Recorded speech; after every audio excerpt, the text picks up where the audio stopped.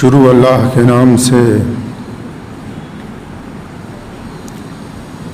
जो बड़ा मेहरबान और निहायत रहम करने वाला है।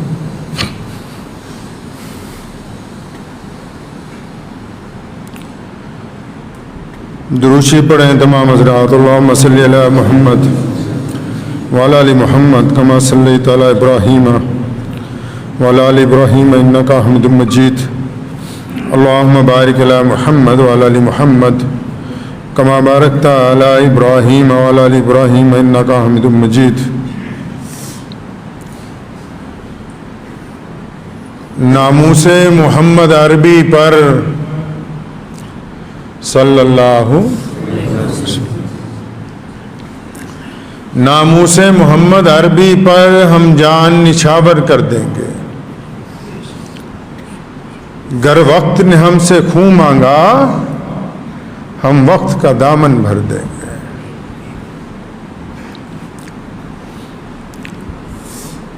अल्लाह के प्यारे नबी हज़रत मोहम्मद रसूलुल्लाह सल्लल्लाहु ताला अलैहि वसल्लम के सदका तुफ़ैल हम लोग मुसलमान हैं और इस्लाम में हर दौर में लोगों ने इश्क़ रसूल सल्लल्लाहु अलैहि वसल्लम में कुर्बानियाँ दी।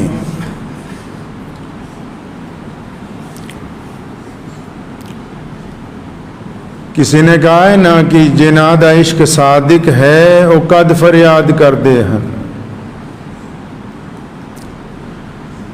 जिनादा इश्क सादिक है वो कद फरियाद कर दे हन। लबां ते मोहरे खामोशी है दिलां च याद कर दे।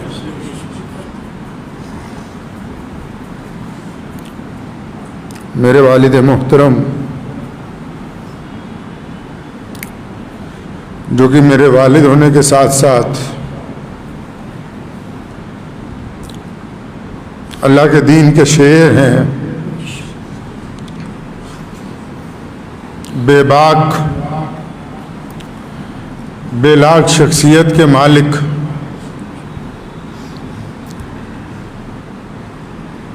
और इश्क़ रसूल और इस्लाम में पूरी ताकत के साथ चलने के साथ ज़िंदगी में कभी किसी के साथ उसके मज़हब की बुनियाद पर कि फ़लाँ आदमी मेरे मज़हब का नहीं है कोई तफ़रक़ा ना करने वाले, मस्जिद के दरवाज़े तक जो लोग भी आए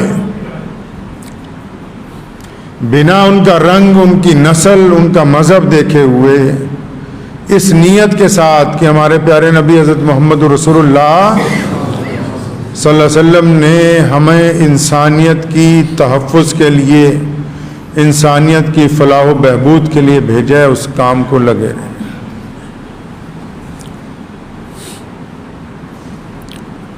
दुनिया में इंसान बहुत होते हैं, आते हैं चले जाते हैं, लेकिन कुछ लोग जिंदगी ऐसे गुजारते हैं कि उनके जिस्म, उनकी हड्डियों और उनके खून से कौमें तामीर होती हैं। उनके लबो लहजे से लोगों में ईमान जिंदा होता है। जब बड़े बड़े लोग हुकूमतों के आगे झुक जाते हैं, वो उस दौर में हुकूमतों से टकरा के ये बताते हैं कि हमने कलमा ला इलाहा इल्लल्लाह मुहम्मदुर रसूलुल्लाह पढ़ा है। जब ये कहने वाले लोग कि अल्लाह के अलावा हम किसी से नहीं डरते और वो डर जाते हैं, ऐसे दौर में ये अल्लाह के शेर जो हैं जब गरजते हैं तो कुफर के ऊपर हैबत तारी हो जाती है।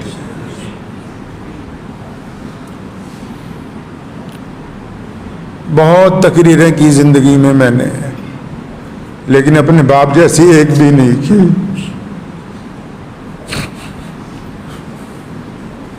मैं अक्सर कहा करता था, अबू जी थोड़ा रुक के बोले। तो वहां लिख के लगाया कि खालिद इब्न वलीद रज़ियल्लाहु अन्हु ने फरमाया कि अगर मौत मुकद्दर है तो जिंदगी बचा नहीं सकती, और अगर मौत मुकद्दर नहीं है तो जिंदगी मौत को गिरा के तुम्हारे पास पहुंच जाएगी।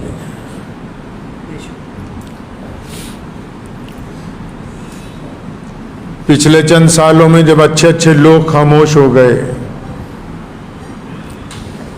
बड़े बड़े चैनलों ने उनके खिलाफ खबरें चलाई कि देखो पंजाब का शाही इमाम, तो मैंने कहा कि ये आपने जो गुफ्तगू की है, फरमाया ये रसूलुल्लाह का हुक्म है कि सच बोलो,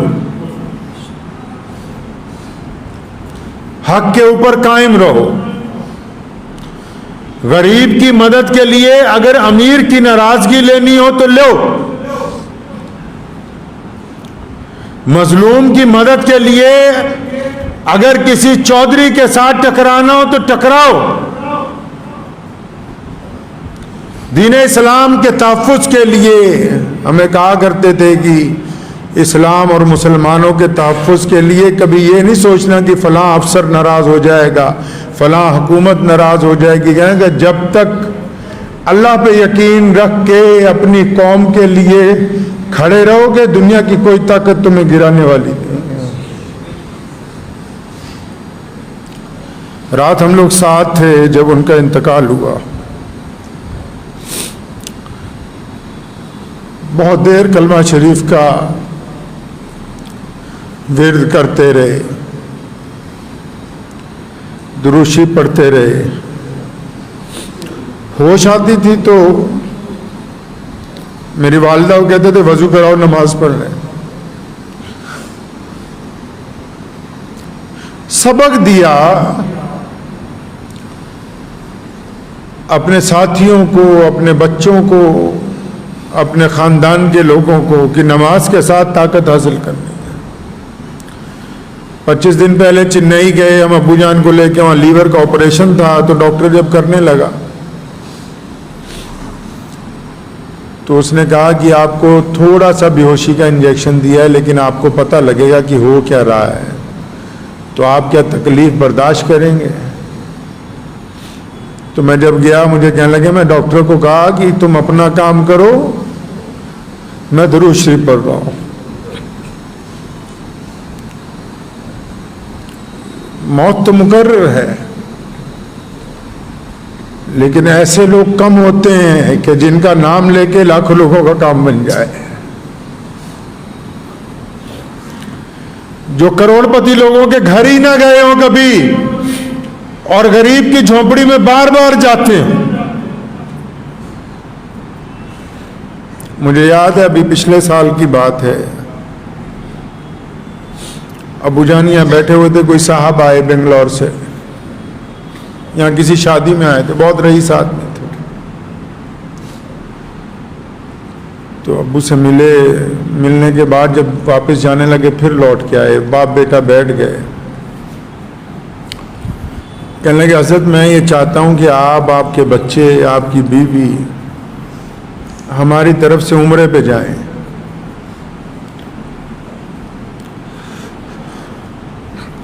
तो उन्होंने कहा कि हम रकम सारी खर्च करेंगे, चाहे 10 लाख रुपया खर्च हो। खुश हुए 1 मिनट के लिए, फिर उनके कंधे पे हाथ रखा, फरमाया भाई इन पैसों से जाके किसी गांव में मस्जिद बना दो, हम उम्रा फिर करेंगे जब हमारे पास खुद के पैसे होंगे। ये तमीज सिखाई हमें। बड़े बड़े आप लोगों को देखो हर साल उम्रे पे जाते हैं, मैं किसी की बुराई नहीं कर रहा, बहुत सारे ऐसे लोग जाते हैं जिनके पास कुछ नहीं है। फरमाते थे तब जाऊंगा जब हमारे पास खुद कुछ होगा, लेकिन मेरे रसूलुल्लाह ने मेरी ड्यूटी यहाँ लगाई है कि मेरी उम्मत को तकलीफ ना हो, तो मैं ये ड्यूटी पहले निभाऊंगा। तारीख़ इस्लाम के सबसे बड़े मुजाहिद सुल्तान सलाहुद्दीन अय्यूबी का जब इंतकाल हुआ, हज बैतुल्लाह के लिए पैसे नहीं थे। बड़ी इज्जत और शोहरत इसमें नहीं है कि कितनी दफा उस हज और उम्रा कर लिया। बड़ी इज्जत और शोहरत इसमें है कि अल्लाह की रिजा के लिए रिज़्क़ हलाल का ध्यान रखा, हराम पैसे से सफर करने का इरादा नहीं किया।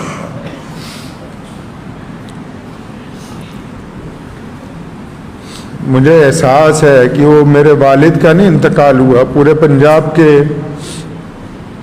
लाखों मुसलमानों के सरपरस्त का इंतकाल हुआ है। अभी की बात है, 2-4 दिन पहले किसी शहर में कोई पंगा छोटा सा पड़ा मुसलमानों का। मुझे कहा जा वहाँ जाके अच्छी तरह जो फ़िरका परस्त हैं उनका रगड़ा लगा के आ। मैं कहा ठीक है जी, आप ठीक हो जाएं, मैं जाता हूँ। और ईमान अल्लाह ने ऐसा अता फरमाया। 2-4 बातें आपको इसलिए बता रहा हूँ कि सारी ज़िंदगी जिस आदमी ने आपकी खिदमत की है, अभी 2 महीने कबल यहाँ अपनी जगह पे बैठे हो, मुझे बुलाया इत्मीनान के साथ। पंजाबी किया, फरमाया अल्लाह के नबी सल्लल्लाहु अलैहि वसल्लम ने कोई सुनेहा भेजना है, कोई पैगाम भेजना है रसूलुल्लाह को। तो मेरी आंखों में आंसू आए। फरमाया मैं जा रहा हूं और मरने के बाद रसूलुल्लाह की ज़ियारत होनी है, कोई पैगाम भेजना है तो बताओ, मैं जाके कह दूंगा जो जरूरत है तुम्हारी।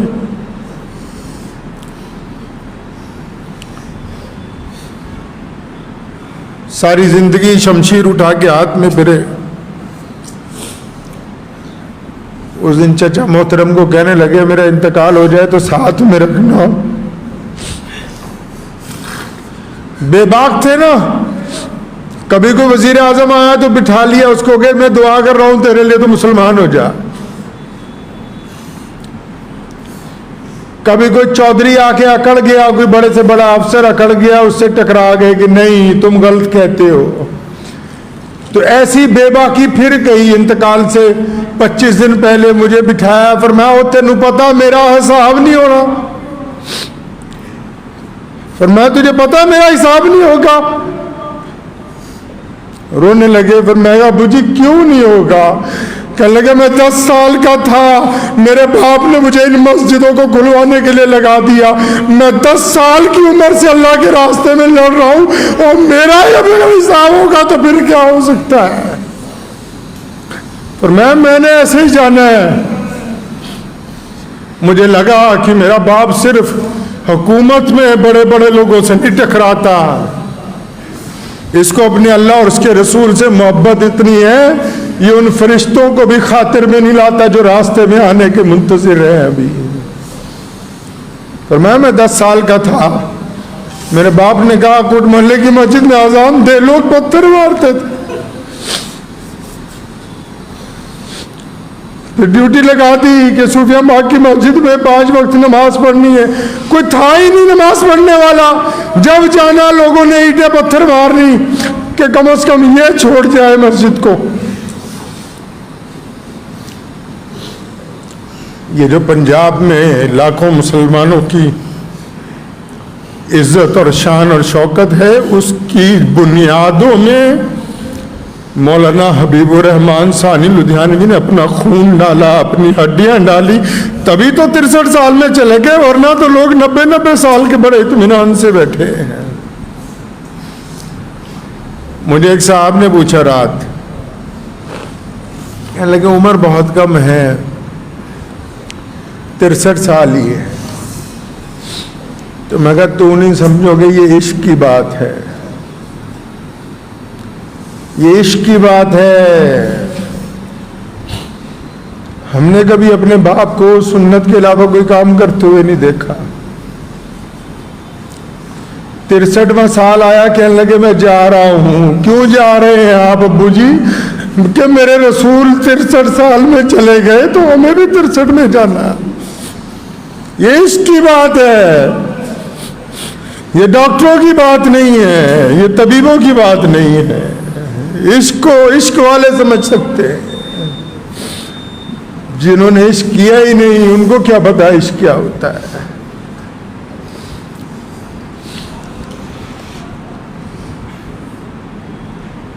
अपने वालिद मोहतरम के इंतकाल के फौरन बाद 30 साल की उम्र में जिम्मेदारी मिल गई।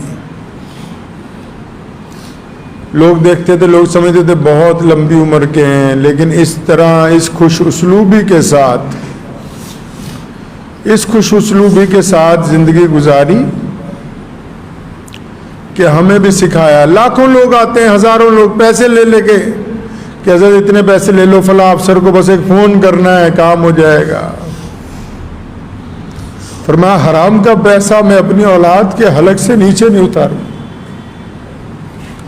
दौलत का क्या है, दौलत कभी भी कमाई जा सकती है, इज्जत नहीं कमा सकते। और इज्जत भी कौन सी, जो अल्लाह और उसके रसूल सल्लल्लाहु अलैहि वसल्लम वाली, जिसने लाखों लोगों के दिलों में जज्बा पैदा किया, पूरे मुल्क में घूम गए। अकेला पंजाब ने कोई सूबा नहीं छोड़ा जहां नहीं गए, तलवार उठाई चल पड़े। ये किस लिए जा रहे हैं? फरमाया मैं चाहता हूं ये कम से कम इनका ज़मीर जिंदा रहे, ज़मीर न मुर्दा। मुल्क की बात आई, कोई दिन कोई साल ऐसा नहीं गुजरा जिस दिन 15 अगस्त को झंडा न लहराया हो। लेकिन मुल्क में अगर किसी ने अकलियतों के साथ गुंडा करने की कोशिश की हो तो कोई दिन भी ऐसा नहीं गुजरा कि उन गुंडों का जवाब न दिया।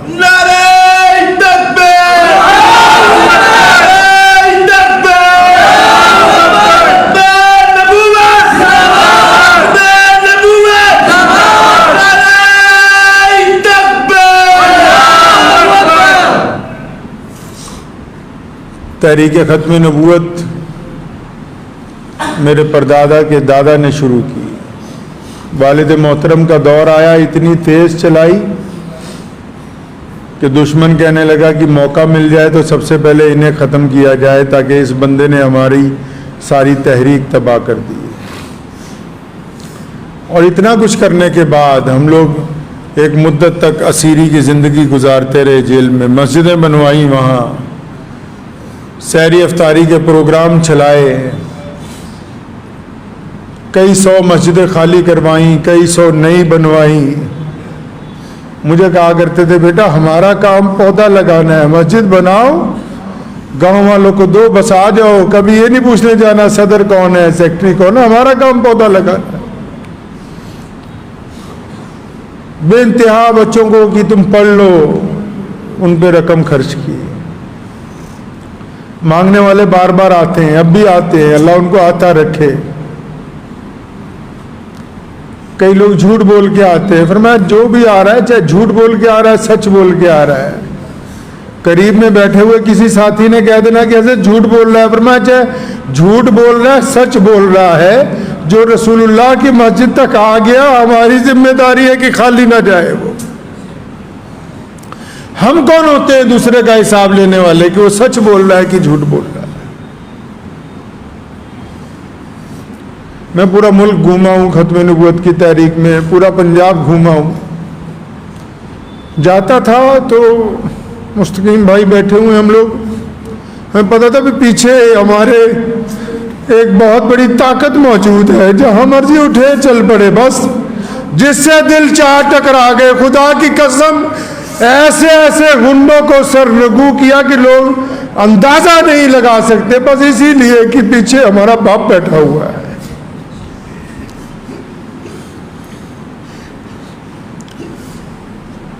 हमें पता है कि जाने वाले वापस नहीं आते। प्यारे रसूल सल्लल्लाहु अलैहि वसल्लम ने हमें बताया है कि अल्लाह की मर्जी, लेकिन अगर हम चाहें तो वो हमारे दरमियान जिंदा रहेंगे। जो परचम उन्होंने लगाया, अगर इसको हम जिंदगी के आखिरी सांस तक कायम रखें तो वो हमारे दरमियान है। गरीबों की मदद का जो सिलसिला शुरू किया, अगर हमने इसको कायम रखा तो फिर वो हमारे दरमियान है। मस्जिदों की आबादकारी का सिलसिला जो उन्होंने शुरू किया, अगर हम उसको जारी रखते हैं तो फिर वो हमारे दरमियान है। तहरीक ख़त्म नबूवत को अगर हम जारी रखते हैं तो फिर वो हमारे दरमियान है। और मैं आपको यकीन दिलाता हूँ, मैं किसी काबिल तो नहीं, बहुत गुनहगार आदमी हूँ, लेकिन आप यकीन रखें कि जब तक मैं, मेरे साथी, हम लोग जिंदा हैं तो इस मिशन को इंशाअल्लाह ख़त्म नहीं होने देंगे। और जब जाएंगे ना तो इसको मजबूत हाथों में दे के जाएंगे इंशाअल्लाह। जिस तरह हमारे वालिद ने एक मजबूत फ्रंट लाइन तैयार की कि कोई परवाह नहीं है। सिखाते कैसे थे ये भी आपको मैं एक मुख्तसर सा किस्सा सुना दूं। एक दफ़ा बहुत बड़ा पंगा पड़ गया, कोई मसला नहीं हल हो रहा था। मैं आया घर पे, अब्बू जी मैं कहा मसला हल नहीं हो रहा, कैसे करना चाहिए आप बताएं। 2 लफ्ज़ों में, पुरानी बात बता रहा हूँ आपको, 2 लफ्ज़ों में कहने लगे ऐसा है, जो मेरे मरने के बाद करना था वैसे करो। मतलब कि मैं ये नहीं देखना चाहता कि तुम नाकाम वापस आ रहे हो, और ये भी नहीं देखना चाहता कि तुम लोगों से पूछते रहो कि अपने मुसलमानों का तहफ़्फ़ुज़ कैसे करना है, इन मसाजिद का तहफ़्फ़ुज़ कैसे करना है, इन गरीबों के घर तक खाना कैसे पहुंचाना है। पर मैं, अगर मैं नहीं होता फिर कैसे करते। तो मैं चुप हो गया। मैं समझ गया कि अब हम ये समझा रहे हैं कि ऐसे करके दिखाओ कि जब अगर मैं नहीं हूं तो तब तुम मेरा काम कैसे चलाओगे। दूर अंदेश भी थे। मेरी बड़ी बहन अमेरिका में रहती, उनके बच्चे पढ़ के यूनिवर्सिटियों से फारिग हो रहे हैं, तो उसको कई दफ़ा फ़ोन पे कहा, फरमाया तू बेटा जब आएगी मैं मिलूंगा नहीं।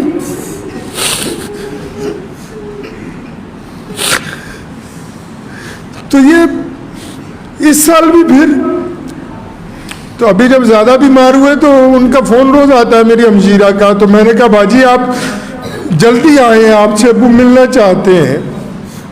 तो उसने 7 तारीख की सीट बुक कराई।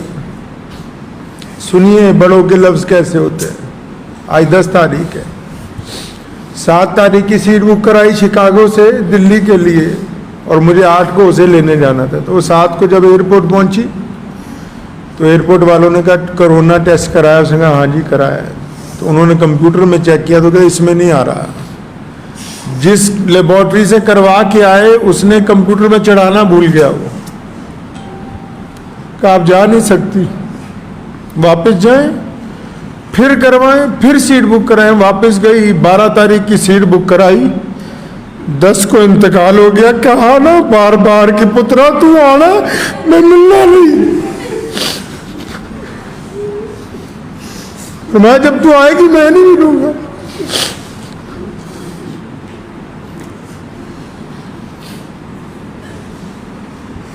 अक्सर हमें समझाते रहते थे कि जब कोई मांगने वाला आ जाए डांटना नहीं उसको। तो मैं वो अल्लाह से मांगने आ रहा, हमें तो अल्लाह ने वैसे ही बीच में फंसा रखा, ऐसे दे रखी है कि जाओ जाके उनसे ले लो। बाज़ औक़ात हम नहीं होते थे, कहीं सफ़र पे चले गए, कोई गरीब मुसलमान आ गया, कोई काम पड़ गया तो खुद ही उठा के सीधा ही थानेदार को फ़ोन करते हैं। बाद अफसरान परेशान हो जाते, भाई शाही इमाम साहब का सीधा फ़ोन आया, क्या बात हो गई। कितने गैर मुस्लिम दोस्तों को फ़ोन करके उनकी खैरियत पूछनी। खाना खाने बैठते थे, खुद बाद में खिलाते, अपने मातहत जो साथ में बाहर जाते सिक्योरिटी वाले की पहले उनको खिलाओ। कुछ बेहतरीन पके तो जितने गैर मुस्लिम जानने वाले कि भाई उनके घर भिजवा दो पहले। उन लोगों के लिए दुआएं करते रहे जो उनके लिए बद्दुआएं करते रहे। बड़ी ख्वाहिश थी मुझे, कहते यार मैं हज करना है। तो सिर्फ उम्रे पे एक दफ़ा जा सके। हुआ वो यूं कि इंग्लैंड जा रहे थे तो मुझे कहने लगे उम्रा करना है। मैं हम दिल्ली गया तो पता लगा उम्रे का वीज़ा नहीं मिलता हज के दिनों में। एम्बेसी वालों से मैं मिला, वो कहते वीज़ा नहीं मिलेगा। तो मेरे दादा मोहतरम शाह सऊद अव्वल के दोस्त थे जो सऊदी अरब का बादशाह है, जो अब जो बादशाह है उसके दादा दोस्त थे। यार तुम हमें इजाज़त ही नहीं देते हो, उन दिनों में जब आम लोग नहीं जा सकते, तो मेरा एजेंट कहता था नहीं मिलेगा, तो शाम को वीजा लग के आ गया और रात को बैतुल्ला में पहुंच गए अल्लाह के फजल करम से, ताकि ये सीधे रास्ते पे कायम रहे। ये उनकी बातें आपको इसलिए सुना रहा हूं कि आज जिस मुकाम पे हम बैठे हैं ना, जिस जाहो जलाल और इज्जत के साथ पूरे मुसलमान पंजाब के खड़े होते हैं, तो अगर हम उनका सबक भूल जाएंगे तो सब कुछ हाथ से छूट जाएगा। एक बात समझाई, मैं आपको भी बताता हूं। फरमाया किसी मुसलमान की बुराई नहीं करनी। हम बड़े बड़े वजीरों से मिलते हैं, कितने गैर और मुखालिफ भी होंगे और सियासतदान भी मुसलमान होंगे। मैं अपने भाई की बुराई नहीं करना किसी के पास जाके, कमिश्नर को ये नहीं कहना कि फलां मुसलमान से हमारी नहीं बनती। और मैं अपने भाई को कमजोर करोगे, पहले उसको गिरा दिया जाएगा, फिर तुम्हारी बारी आ जाएगी। मिलके अपने घर के अगर शेर को मारोगे तो गली के कुत्ते तुम्हारी बोटियां नोच लेंगे। इत्तेफाक का सबक पढ़ाया, इत्तेहाद का सबक पढ़ाया। जिस दिन लॉकडाउन लगा पहला, तो मुझे कहा कि एक तो ये सड़क हमारी घर की, एक जहाँ हमारा घर है हबीब रोड पे, वो हमारी घर की। कहने यार जितने लोग रहते हैं ना उनको जाके कहो, हालांकि सब मालदार हैं, कि कोई ज़रूरत हो कहीं आना हो जाना हो तो हमारे पास तो गाड़ियाँ हैं बेहतरीन, तो हमारे पास तो अल्लाह ने साथ में हिफाजती अमला दिया हुआ है, तो इनको कहीं जाना हो इस पे पास लगे हुए हैं, जिसको ज़रूरत हो लेके जाए। तो मुझे सामने मंदिर है का पंडित जी के पास जाओ, वो हमारे पड़ोसी हैं। मैं उनके पास गया, फिर मैं कहा शाह इमाम साहब कहते हैं आप हमारे पड़ोसी हैं, कोई बात हो, हालांकि उनको ज़रूरत नहीं थी, कोई बात हो, कोई ज़रूरत हो, कहीं आना हो जाना हो, हमें खिदमत का मौका दें। तीसरे दिन कहने लगे यार सारा शहर राशन बांट रहा है, सारा शहर राशन बांट रहा है, सिर्फ गरीबों को बांट रहा है। मैं कहा फिर आपा गिरा नू बनना है, पर मैं गरीबों को नहीं बांटना। जो सफ़ेद कपड़े में मिडिल क्लास फैमिली है ना, जो जाके मांग ही नहीं सकती, मैं कहा फिर क्या करें? क्या अखबार में ऐलान निकाल आओ कि जामा मस्जिद से बिना फोटो खींचे हुए राशन दिया जाएगा। सोच सकता है आम आदमी इस बात को? ऐलान किया कि जामा मस्जिद से बिना फोटो खींचे हुए राशन देंगे और नंबर डलवाए उसमें। आप पूछ लें यहाँ जितने लोग हैं, रोज़ाना हज़ारों फ़ोन आते थे, 4 लड़के बिठाए लिस्ट बनाते, सारी दिन राशन पैक होता, रात को 9 बजे बांटना शुरू होता। और क्या कहा बांटने वालों को कि खबरदार जिसके यहाँ देने जा रहे हो उसकी बेइज्जती ना हो जाए, पड़ोसी को ना पता लग जाए कि इसने हमसे मदद ली है, उसकी तस्वीर ना खिंच जाए कि मेरे रसूल ने कहा कि इंसानों की इज्जत करनी है, हम इज्जत बांटने आए, बेइज्जती करने नहीं आए। और फिर सिर्फ मुसलमान ही नहीं, हर मजहब के लोगों ने राब्ता किया 3 महीने तक, और 3 महीने तक लगे ही रहे सुबह शाम। ये दर्स किसने दिया है? ये इश्क की बातें हैं। उनको रसूलुल्लाह सल्लल्लाहु अलैहि वसल्लम से इश्क की इंतहा थी, इश्क की इंतहा थी। तो मैं आपको बस आज के दिन यही कहना चाहता हूँ कि हम जैसे कैसे हैं, टूटे फूटे हैं, आपकी खिदमत में हाजिर। आप जब बुलाएंगे, हमने आपसे वोट नहीं मांगी कभी, ना पहले मांगी, ना मंत्री बनना है, ना हुकूमत में कोई ओहदा चाहिए। बहुत सारे लोग हमारे साथ रहते हैं, उनको पता है कि बार बार ठुकराए हैं पैर से अपने कि नहीं चाहिए। बस दुआ कीजिए कि अल्लाह ताला दीन की इस खिदमत को हमारी नस्लों में बाकी रखे,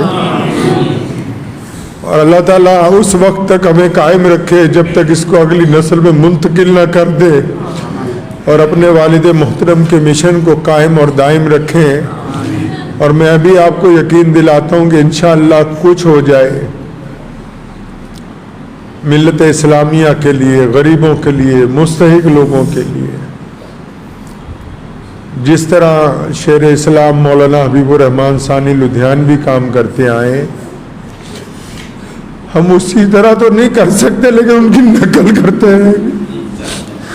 और अगर किसी भाई को कांटा भी चुभ गया तो हस्बे रिवायत रात के अंधेरे में उठ के उसके घर तक पहुंचेंगे। कुछ हो सकता है लेकिन ये जो परचम लगा हुआ है इसको सरनगू नहीं होने देंगे इंशाअल्लाह। वक्त भी हो गया है। ज़रूरी ऐलान ये है कि अबू जान की नमाज जनाजा 8 बजे होगी यहीं पे बाहर। 8 बजे इसलिए रखी है कि जुमे का दिन था, तमाम मस्जिदों में जुमा होना था। पहले इरादा था ज़ोहर में करेंगे, तो तमाम हज़रात 8 बजे इंशाअल्लाह ताला आ जाए और तदफीन यहीं पे उनके वालिद मुहतरम के साथ मस्जिद के अहाते में होगी। उनको खिराज अकीदत तो यही है बस। मेरे दादा मोहतरम का 24 रमज़ान को इंतकाल हुआ, तो इंतकाल से पहले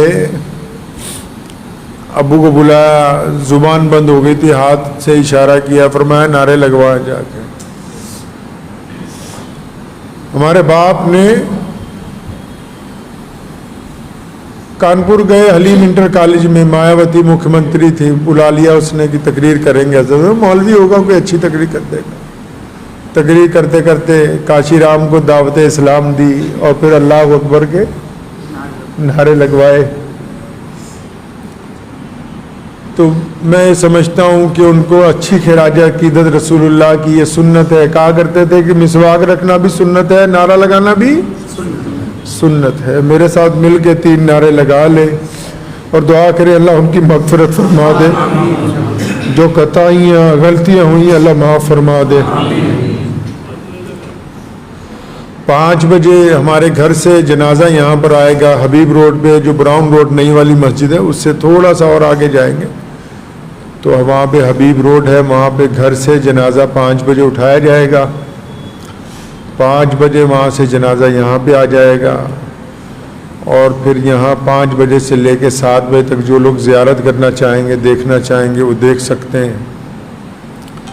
और उसके बाद 8 बजे नमाज जनाजा इंशाअल्लाह पढ़ा के यहीं पे तदफीन होगी। ये जो प्रोग्राम मैंने आपको बताया है व्हाट्सएप और फेसबुक के ज़रिए बाकी साथियों को भी बता दें, ताकि जिनको ना पता हो, मुगालते में हो, उनको पता लग जाए। मेरे साथ मिलके बस 3 नारे लगा लीजिए इंशाअल्लाह ताला। आज इरादा नहीं था, हिम्मत नहीं थी। पहले मुस्तकीम भाई को मैंने कहा 1:15 बजे 15 मिनट के लिए बोलूँगा। फिर हमारे मोहम्मद अली भाई आए हुए हैं किराना से, तो उन्होंने मुझे आके इसरार किया कि नहीं आ जाओ। तो मुझे अपने अब्बा की बात याद आई। फरमाया जब हादसा हो जाए, परेशानी हो जाए, मेरी दादी का इंतकाल हुआ, मेरे दादा का इंतकाल हुआ, जमात का जब टाइम हुआ, सारे काम छोड़ के आके नमाज में, फरमाया यही वक्त है, यही वक्त है। अभी पहचाना जाता है मोमिन के जब जरा सी मुसीबत आई उस वक्त नमाज भूल गया, तो यही वक्त है। तो पहले मैंने लड़कों को नारे की बरकत से अल्लाह उनकी मगफिरत फरमा दे। नारे तकबीर, बात नहीं है। नारे तकबीर, नारे तकबीर, इस्लाम, इस्लाम, खत्मे नबूवत, खत्मे नबूवत, नारे तकबीर। मौलाया सल्ली व सल्लिम दाइमन